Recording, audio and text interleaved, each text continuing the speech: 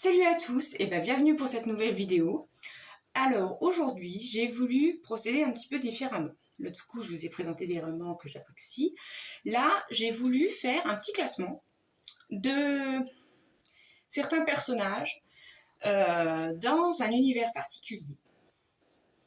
Et là, vu ce que j'ai dans la main, vous avez compris de quel univers je vais vous parler, qui n'est autre que Harry Potter, avec cette belle petite baguette de sureau. Qui en a fait vivre des vertes et des pas mûres à nos personnages. Alors, les personnages que je vais vous parler aujourd'hui, ce sont nul autre que dans le côté malfaisant, donc les mange-morts. Et les mange-morts, je me suis posé une question toute bête.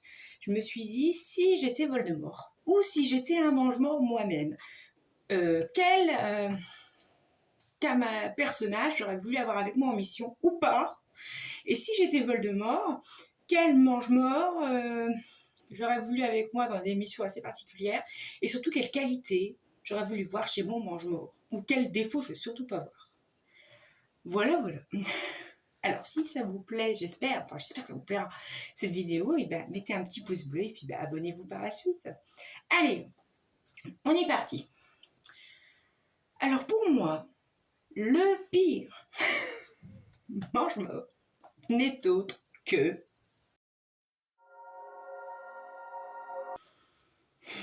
et ouais, c'est lui.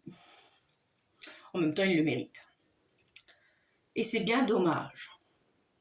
C'est bien dommage que ce mange-mort en question n'ait pas été si haut dans le classement. Il avait tout pour faire. Igor Karkaroff, donc, est un mange-mort, couard, lâche, et puis alors c'est la pire balance qui puisse exister. Alors lui, pour sauver sa peau, il n'hésite pas une seconde, ou pour se donner un petit sursis d'Azkaban, allez hop, je balance tous mes collègues, et puis moi comme ça, je me carapate, et hop, on n'en parle plus. Voilà. Hein, c'est ça, Igor Karkaroff. Et c'est dommage, parce qu'il avait tout pour faire. Il était directeur d'une école. Adam Strang qui enseigne les arts occultes et la magie noire. Donc ça veut dire que quand même, il en impose. D'ailleurs, la description dans les livres, elle est gratinée pour lui. Elle n'est pas sympathique du tout. Il aurait pu, s'il avait été un minimum loyal à Voldemort, il pouvait. Même si lui, il n'était pas retourné au summum de sa puissance. Mais quand il serait revenu, il aurait pu lui dire « maître, voilà, moi étant directeur d'école, je vous ai endoctriné tous mes élèves, et voilà une belle armée pour vous. » Moi, j'aurais été Voldemort, mais à Karkaroff, j'ouvrais grand les bras, avec un cadeau pareil. Non, malheureusement, c'est pas ça qui s'est passé. Donc, pour faire son sursis d'Azkaban, il a balancé tous ses petits copains comme la balance qu'il est bien. Et quand Voldemort, il est revenu au pouvoir, qu'est-ce qu'il a fait? Enfin, il n'a pas fait que ça, en premier lieu. Mais l'une des premières choses qu'il a faites, il a retrouvé Karkaroff, et Karkaroff, je te tue. Comme ça, on n'en parle plus, la boucle est bouclée, et on passe à autre chose. Voilà. C'est bien dommage. Alors le prochain, que j'ai mis au-dessus de Karkaroff, n'est autre que... Ah ouais, je l'ai mis là. Et comme Karkaroff, c'est bien dommage. Parce que la Voldemort, il avait dans son jeu de cartes, si je peux dire, mais l'un de ses meilleurs mange-morts, s'il n'avait pas fait une seule erreur. C'est bien dommage que notre cher professeur Rogue n'ait pas pu être plus haut. Mais dans un sens, c'est bien aussi pour nous, qui est aussi quand on aime les personnages bienveillants, parce que voilà, il fait partie des héros, même s'il n'en a pas l'apparence. Alors là, le dicton va bien avec lui, l'habit fait pas le moine. Là, c'est clair. Mais on a un Severus Rogue, qui est professeur. Donc déjà, niveau formation, pas de problème. Il travaille en étroite collaboration avec Dumbledore. Donc, espion idéal. Ce qu'il a d'ailleurs été par le passé. Il a une certaine prestance. D'ailleurs, c'est dans sa classe, ça file droit. Hein. Ils n'ont pas intérêt à faire un pet de travers. À part les élèves qu'il aime bien, là, pas de problème. Parce que bon, la pédagogie de Rogue a ses limites.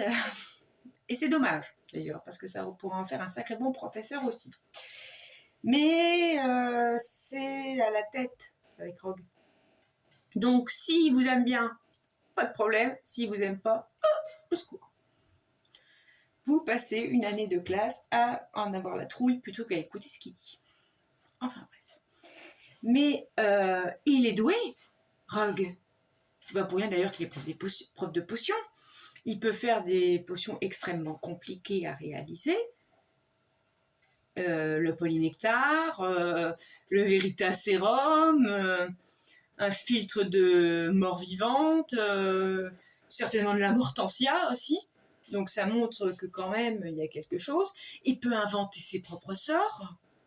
On a bien vu dans le 6e opus de Le Prince de Sang Mêlé. Bah, d'ailleurs, c'est lui. Pour un étudiant, il a même été capable, dans son livre scolaire, de modifier les potions en ajustant les ingrédients pour que ces potions soient beaucoup plus efficaces que s'il avait suivi bêtement le mode d'emploi. Quand même. Et donc, malheureusement, à cause de Voldemort, parce que là, c'est vraiment de sa faute. Hein. Là, c'est de sa faute, franchement, on ne peut pas dire le contraire. Et bien, si Voldemort avait épargné la douce Lily Potter, et ben il avait un mange-mort dévoué et en plus reconnaissant. Parce qu'il aurait pu être reconnaissant du fait qu'il n'ait pas tué la femme qu'il était amoureux. Chapeau quand même. Et bien non, c'est malheureusement pas comme ça que ça s'est passé. Parce que bon, le professeur Rogue, c'est un agent double, du bon mauvais, après un bon côté qui revient, enfin. Mais bon, il est redevenu du bon côté, bah, justement à cause de la mort de Lily Potter. Et donc ce côté revêche de Rogue, pour se venger de Voldemort, c'est pour ça qu'il va d'ailleurs tout faire pour causer sa perte, mais il y a certainement aussi un très fort sentiment de culpabilité de la part de Rogue. Parce qu'il doit se dire, ah, si j'avais pas révélé la prophétie à Voldemort, ben peut-être que Lily, elle serait toujours en vie. Bon, parce que à la mort de James, il s'en fout comme de... voilà, il s'en fout. Et, ben, en même temps, il le hait. Donc, voilà, mais Lily, c'était son talon d'Achille, comme on dit.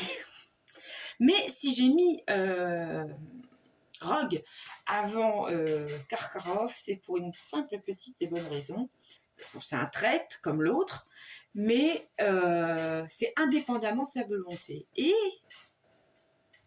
moi, je me suis dit un petit truc. Je me suis dit, si un jour, par hasard, je m'étais posé la question, en étant Voldemort, je me suis dit, tiens, c'est quand même étrange, dis donc, l'ordre du Phénix, là, ils savaient qu'on allait... ils savent un petit peu nos plans à l'avance, ils arrivent à anticiper nos mouvements, machin. Comment ça se fait? Je sais que Dumbledore est intelligent, mais bon, là, normalement, il devrait être mort. Enfin, dans le 7, si je me fie mon raisonnement, si on était dans le 7. Hein. Entendez-vous bien. Donc, normalement, hein, je devrais plutôt bien y arriver. Mais non, il y a toujours un couac quelque part.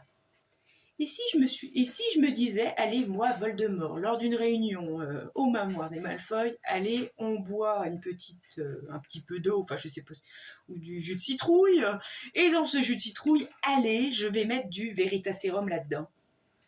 Ah! et ben ne chasse petit Rogue, je pense qu'il sera beaucoup loquace.